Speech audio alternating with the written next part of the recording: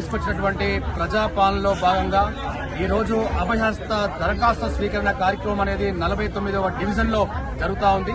దీనికి సంబంధించి 49వ division corporator మానస రామప్రసాద్ గారు మనతో ఉన్నారు. వారిని అడిగి మరిన్ని విషయాలు తెలుసుకుందాం.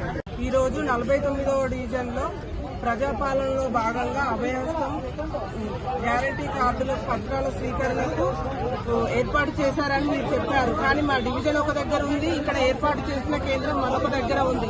ప్రజలకు అక్కడి నుండి ఇక్కడికి రావడానికి చాలా ఇబ్బందికరంగా ఉంది. ప్రజల మధ్యలో ఉండి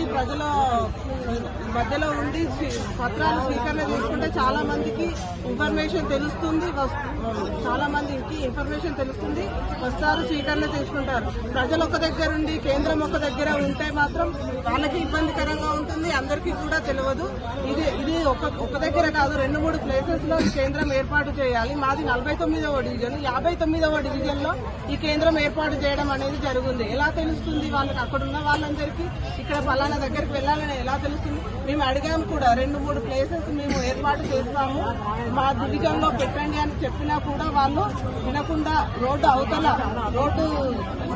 దాటి ప్రజలందరూ ఇక్కడికి వచ్చి చాలా ఇబ్బందులు పడుతున్నారు. ఏదైనా మన కార్యక్రమం చేస్తే అది అందరికీ అందుబాటులో ఉండాలి, అందరికీ తెలిసే విధంగా ఉండాలి.